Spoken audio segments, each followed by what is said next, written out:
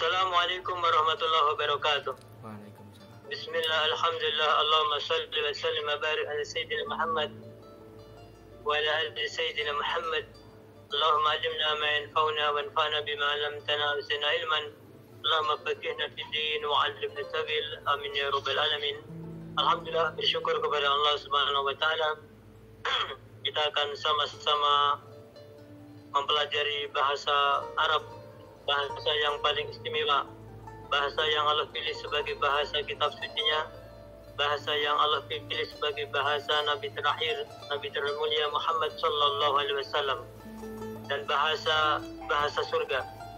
Maka ini anugerah besar dari Allah Subhanahu wa taala, kita diberi kesempatan untuk mempelajari bahasa Arab.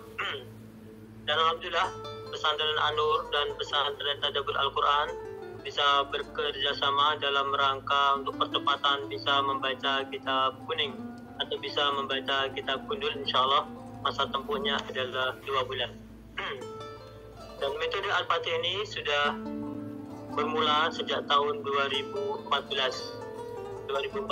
Al-Fatih sudah kita luncurkan, dan alhamdulillah santri yang telah mengikuti program Al-Fatih dari luar negeri ada 5 negara, dan Thailand, Malaysia, Singapura, Filipina, dan Kamboja. Yang terbanyak Malaysia, kemudian Thailand. Kamboja hanya 1 orang, Filipina juga 1 orang, Singapura 2 atau 3 orang.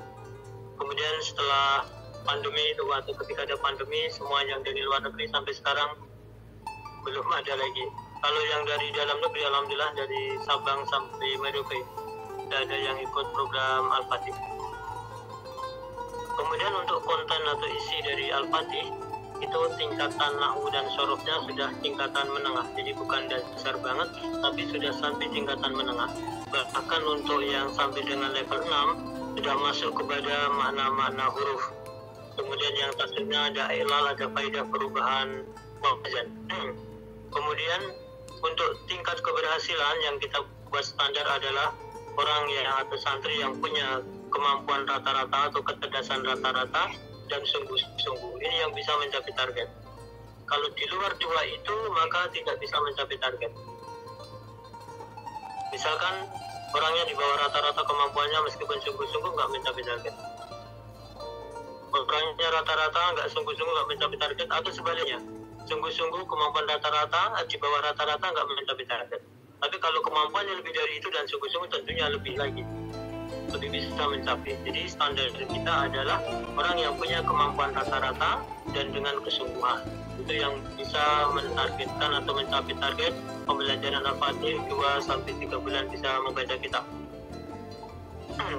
Kemudian untuk strategi atau syarat untuk bisa membaca kitab, yang pertama adalah hafal dan paham kaidah nahwu sorof. Jadi ketika ada pertanyaan berapa lama belajar di pesantren, berapa lama belajar di madrasah, tidak akan bisa akurat ketika dijawab pakai waktu. Tidak bisa akurat dijawab dengan 4 tahun, 5 tahun, 6 tahun, atau 4 bulan atau apa, nggak bisa. Tapi jawabannya adalah dengan kondisi. Apa kondisinya? Ketika syarat untuk bisa membaca kitab sudah terpenuhi. Apa syaratnya? Yang pertama, hafal kaidah nahwu sorof dan paham. Hafal dan paham kaidah nahwu sorof, banyak kosakata dan banyak praktek. Nah, sekarang pertanyaan berikutnya, untuk mencapai syarat itu mau berapa bulan, atau berapa tahun, tergantung lembaga atau tergantung diri kita atau penyelenggara program pendidikan itu mau mencapainya. Kalau syarat itu mau ditargetkan 2 bulan, ya 2 bulan insya Allah udah bisa tercapai. Mau dicapai dalam 2 tahun, 2 tahun, 6 tahun, 6 tahun. Kalau nggak ditargetkan ya sudah, namanya nggak ditargetkan. Jadi ukuran atau waktu yang dibutuhkan untuk bisa membaca kitab adalah sesuai dengan targetnya. Targetnya berapa lama, nah itu. Kemudian yang tadi kami sampaikan, yang menjadi acuan sebetulnya bukan eks waktunya, tapi kapan syarat itu bisa dipenuhi itu. Dan alhamdulillah untuk yang di An-Nur 2 bulan itu sudah bisa untuk membaca kitab dengan alokasi waktu per hari 5-6 jam untuk nahwu sorof dan hafalannya. Kalau bisa ditambah waktu lagi bisa lebih cepat lagi atau lebih banyak lagi. Cuma untuk yang ideal memang nggak 2 bulan, Ini 3 bulan, jadi bisa maksimal 6 level, kemudian prakteknya bisa lebih lagi. Kalau yang 2 bulan ini nahwunya hanya 4 level, kemudian baru setelah itu 1 bulannya untuk praktek. Tapi insya Allah meskipun hanya 2 bulan, nanti untuk pengembangan berikutnya atau untuk pelancaran itu sudah nggak terlalu berat. Jadi sekali lagi syaratnya itu yang perlu kita perhatikan. Hafal dan paham kaidah nahwu sorof, dan itu tidak banyak sebetulnya. Nahwu sorof yang perlu kita hafalkan adalah yang memang sesuai dengan kebutuhan. Kebutuhannya apa? Kebutuhannya untuk membaca. Ketika targetnya adalah untuk membaca, berarti teori atau kaidah yang dibutuhkan hanya sebatas untuk membaca. Nggak usah masuk kepada ranah untuk mengarang atau untuk menulis dan yang lain. Atau bahkan yang ranah teoritis nggak perlu.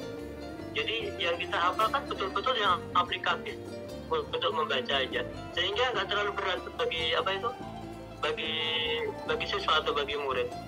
Maka nanti dalam buku Al-Fatih itu tidak akan ditemukan teori yang jelimet-jelimet, nggak ada. Bahkan kita pun badal pun nggak kita sampaikan. Badal ada 5, itu mingkul, 4 mingkul, badal istimal, badal wolat, itu nggak kita sampaikan. Pokoknya badal gitu saja. Kemudian ketika membahas amil nasab, ya amil nasab itu ada apa adanya, nggak perlu kita menyampaikan anmut marotan, itu untuk tahap berikutnya. Demikian juga alasan-alasan nggak kita sampaikan. Mengapa mubtada rofa, mengapa fa'il rofa, itu nggak perlu kita sampaikan alasan. Kemudian ketika membahas isim ghair munsharif juga nggak begitu detail. Yang penting anak bisa mengidentifikasikan itu isim ghair munsharif. Karena apa? Karena targetnya adalah untuk membaca. Bukan untuk target keilmuan atau bukan target untuk teoritis, bukan, tapi karena targetnya untuk membaca, maka kaidah yang dibutuhkan sebetulnya nggak begitu banyak. Jadi ada beberapa hal yang sebetulnya kalau bisa dipangkas itu sekitar 30% lah. Teori yang mestinya tidak diberikan untuk target membaca itu sudah bisa dipangkas kurang lebih 30%.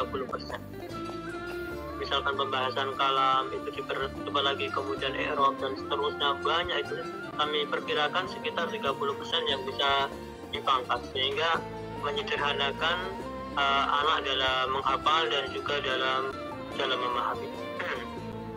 Kemudian desain buku Al-Fatih itu adalah komposisinya ada pemaparan teori, kemudian contoh, kemudian praktik atau latihan.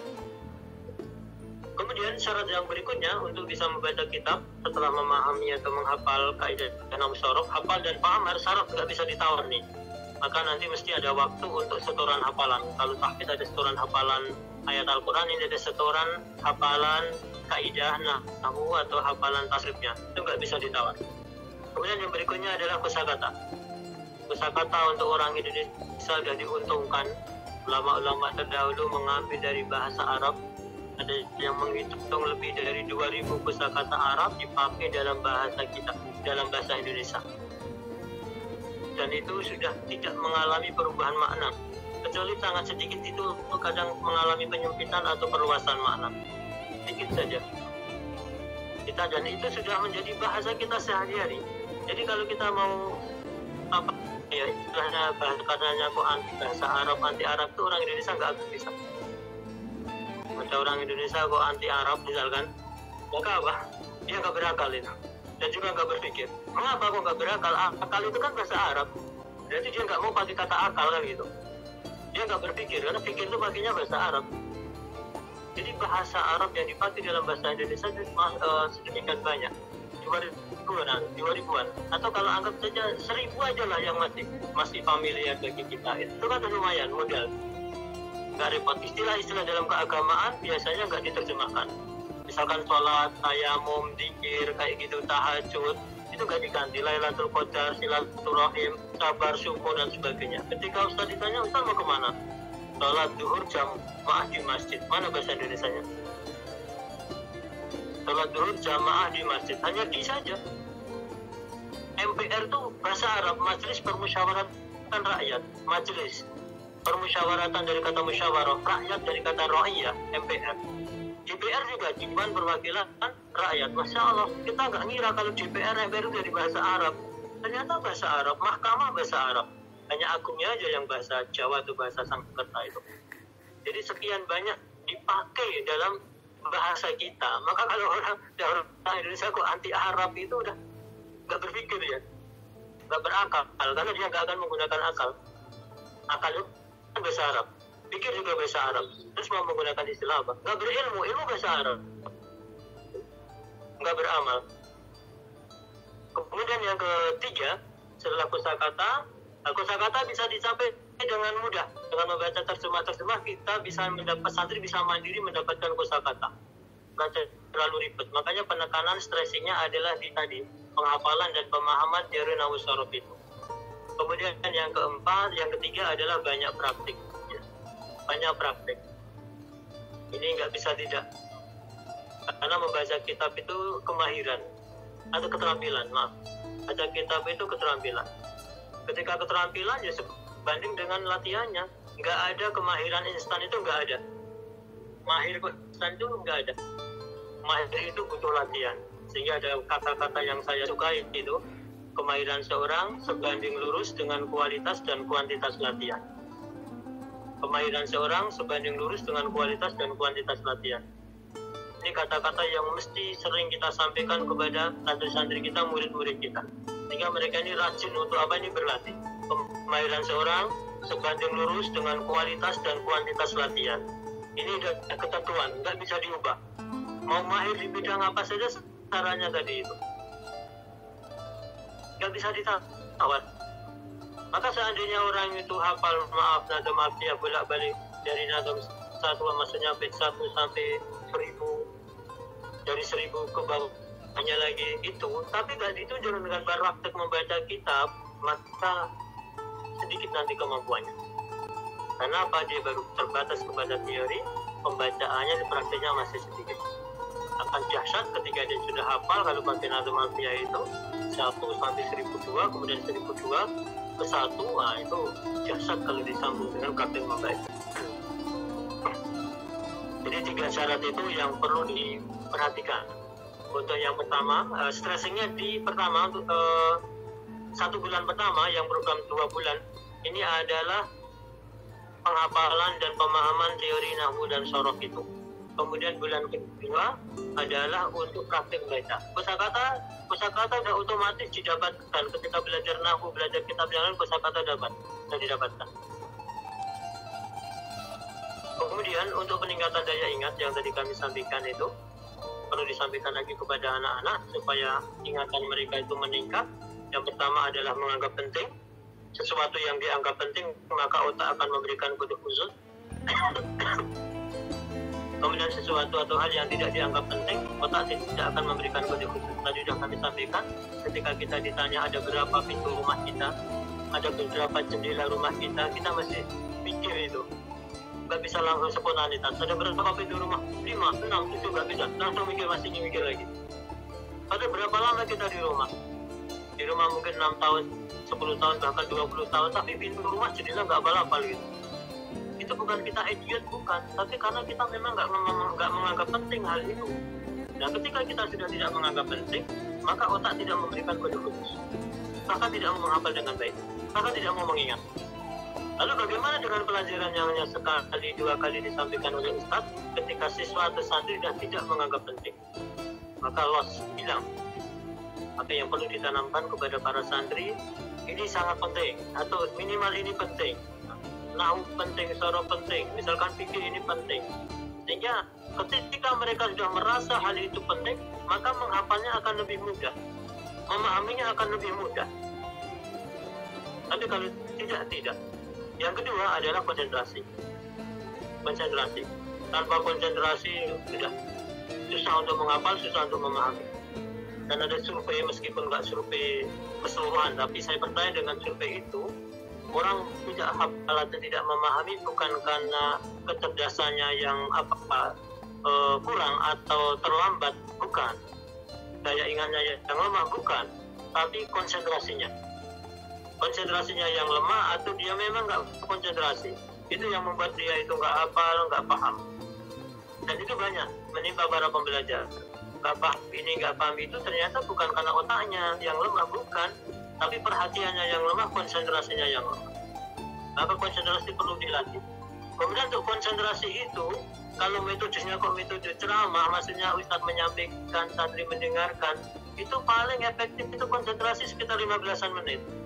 Setelah 15 menit ke atas itu mulai menurun, kecuali memang bisa membawa suasana. Setelah itu nanti ada selingan apa itu insya Allah masih terjaga. Tapi kalau tidak, metode penerangan itu begitu 15 menit ke bawah itu sudah hilang konsentrasi, menurun kayak gitu.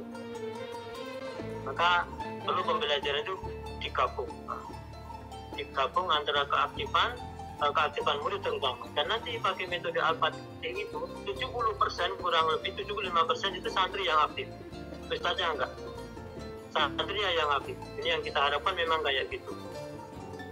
Jadi konsentrasi, maka santri perlu dilatih atau dilatih itu untuk bisa konsentrasi dalam keadaan apapun. Kalau kita mau menunggu konsentrasi di tempat yang sepi, nggak ada suara ini dan itu, mana ada di pesantren yang kayak gitu. Memangnya satu orang punya satu kamar apa? Dan kamarnya kedap suara apa? Enggak kan? Pesantren rata-rata rame-rame. Maka perlu santri dia latih untuk tetap bisa konsentrasi dalam keadaan apapun, dalam keadaan seramai apapun, sebising apapun, tetap bisa konsentrasi. Maka perlu kadang-kadang santri itu diajak kepada keramaian untuk menghafal ini dan itu, untuk melatih konsentrasi. Kadang aja untuk menguji konsentrasinya dia sejauh mana. Karena ada sebagian santri yang menyalahkan lingkungan, menyalahkan keadaan. Gak bisa belajar, ramai terus, temannya usil terus, menyalahkan keadaan. Padahal kalau dia mau konsentrasi bisa aja. Buktinya kalau orang itu dialog dua-duanya, berhadapan atau bersampingan ngobrol, ada suara bising apapun, tetap bisa memahami yang disampaikan lawan bicara. Karena apa? Konsentrasi. Kemudian yang ketiga adalah pengulangan. Jarang sekali data yang kita baca, yang kita dengar sekali langsung hafal itu jarang. Kecuali memang datanya sedikit banget, nah itu kalau bisa ingat. Tapi mungkin hanya ingatan jangka pendek, setelah 1 jam 2 jam hilang lagi. Maka untuk membentuk ingatan jangka panjang, mau tidak mau adalah dengan takror, dengan pengulangan. Hafid Quran yang punya hafalan yang luar biasa itu pasti itu karena takrornya yang demikian ekstrim, pengulangannya yang begitu ekstrim. Jadi metode-metode yang mengabaikan takror itu ya seandainya itu ada, tapi itu nggak banyak. Itu biasanya menggunakan kecerdasan visual, tapi masih kalah dengan yang metode takror yang lebih mudah dan sudah teruji dari generasi ke generasi. Ulama-ulama singkit atau salaf kita di Mauritania itu sangat terkenal dengan hafalannya yang kuat. Sahih Bukhari hafal, Muslim hafal, sampai kampus pun dihafal, syarah-syarah dihafal itu. Kok bisa kayak gitu? Karena memang mereka itu mengulangnya ekstrem banget itu. Mengulang satu nadam 500 sampai 1000 itu memang sudah seperti itu memang satu keharusan kayak gitu. Ya kalau pengen punya hafalan kan ya ulangnya sampai segitu. Bagaimana dengan kita orang Indonesia itu ulang 20 kali, 30 kali sudah nyerah, itu kan capek lah, susah lah ini. Mereka mengulang 500 sampai 1000 kali. Maka ketika mengulangnya sudah sedemikian banyak, malah kebalikan, susah untuk dilupakan itu. Kita kalau mengulangnya sedikit jadi susah untuk nempelnya, tapi mereka mengulangnya banyak, susah untuk melupakannya. Hanya program ini nanti istilahnya supaya berhasil perlu ada pengontrolan, pendampingan kepada para siswa. Setelah dipaksa memang disiplin itu pendidikan nggak bisa dengan kesadaran, nggak bisa. Memang harus ada penekanan sedikit meskipun tanpa kekerasan, tapi ada penekanan, pengawasan, nggak bisa. Tentara terkenal disiplinnya tinggi, apakah dengan kesadaran? Nggak mungkin. Bisa bentuk disiplin yang kayak tentara kok dengan kesadaran, nggak mungkin. Ekstra itu. Nah cuma makanya perlu pendampingan, dan ini kan usia SMP ya, perlu pendampingan, perlu pengontrolan untuk menghafal, kemudian hafalannya dikontrol. Nah itu insya Allah nanti itu banyak caranya itu. Hafal teori nahwu dan sorof. Kalau itu sudah tercapai dalam waktu 1 bulan, itu nanti tinggal bulan berikutnya praktek. Tapi kalau 1 bulan pertama untuk teorinya kok belum mencapai, ya bulan berikutnya praktek nggak mungkin bisa kan gitu. Jadi ujung tombaknya adalah di penghafalan dan pemahaman teori. Hingga alokasi untuk program Al-Fatih itu minimal dalam sehari itu alokasinya adalah 5 jam. 2 jam nahwu, 2 jam tasrif, 1 jamnya untuk setoran hafalan. Kalau ditambah lagi lebih bagus lagi. Untuk latihan baca dan seterusnya lebih bagus. Tapi seandainya tidak, karena mungkin masih ada target yang lain, maka 5 jam itu minimal. Kalau kurang dari itu 2 bulan kemungkinan nggak bisa mencapai target. Karena teorinya syaratnya nggak terpenuhi. Jadi kami harapkan untuk yang di tadabbur Al-Quran minimal diberi waktu untuk Al-Fatih ini minimal 5 jam. Kalau 6 jam atau lebih dari itu semakin bagus. Tapi jangan sampai kurang dari 5 jam. Nanti malah rugi, tengah-tengah ini tanggung-tanggung. Jadi membaca kitab yang nggak mencapai target, yang lain juga. Dan yang kita butuhkan ini membuat skala prioritas. Ketika santri itu sudah bisa membaca kitab, itu nanti mau diberi pelajaran apa saja kan sudah mudah. Ibarat mereka sudah punya kunci. Mau belajar fikih, anak tinggal diberi materi fikih, maksudnya anak suruh membaca. Nanti ustaznya tinggal membenarkan, enggak begitu banyak lah itu. Pembenaran bacaan nggak mungkin 2 bulan baca semuanya benar, nggak mungkin lah. Untuk mempelajari apa, jadi nanti pasca anak bisa membaca kitab, itu pembelajarannya tetap akan menerapkan siswa yang aktif. Belajar fikih santrinya yang baca, misalkan belajar hadis santrinya yang baca. Pokoknya semua pembelajaran kitab kuning santrinya atau kitab santrinya yang baca. Cuma harus bijak, diberi waktu untuk menyiapkan, jangan model dadaan nggak bisa. Misalkan ada 3 materi fikih, hadis dan apa lagi yang nanti fakta ini ya, diberi waktu untuk menyiapkan materi itu. 1 jam kah per materi atau setengah jam. Ya nanti pembelajaran akan interaktif, santri aktif, nggak ada istilah santri ngantuk karena santri yang baca. Masalah pengajian itu kok santri ngantuk karena santri dengarkan. Tapi kalau santri baca, mana mungkin baca kok ngantuk. Baca, maju di hadapan ustaz, berdiri ngantuk, ditertawain temannya, malu dia. Tapi kalau dengerin keterangan ustaz bisa ngantuk, bahkan nggak sekedar ngantuk, bisa juga tidur. Maka ini betul-betul 2 bulan ini akan memberikan modal yang luar biasa kalau dijalani dengan sebaik-baiknya. Maka perlu kerjasama yang antara ustaz yang dari Anur dengan yang di Tadabbur Al-Quran, saling kerjasama, saling melengkapi. Dari kami ada kekurangan, jadi ingatkan saja. Insya Allah nanti kalau semacam itu hasilnya akan bisa maksimal. Jangan sampai investasi waktu 2 bulan ini kurang maksimal, hasilnya rugi. Tapi kalau maksimal itu akan mendasari, akan mempermudah untuk tahun-tahun berikutnya. Nantinya tidak ada Al-Quran masih 5 tahun lagi akan terbuka, akan mendapatkan kemudahan yang kaitannya dengan ilmu keislaman yang marutinya adalah kitab-kitab Turah. Ya, cukup sekian dari saya. Semoga yang kami sampaikan bisa bermanfaat bagi kita semua. Kemudian kurang lebihnya mohon maaf, dan nanti kalau ada 1-2 hal yang perlu kita musyawarahkan berkaitan program bulan ini, kita saling komunikasi lah, ada kendala apa dan sebagainya. Kalau kita saling berhubungan, harapan kita 2 bulan ini betul-betul sesuai dengan targetnya itu, tanpa memaksa memforsir anak begitu kuat. Yang penting ditanamkan kepada anak kesadaran pentingnya bisa membaca kitab dari awal.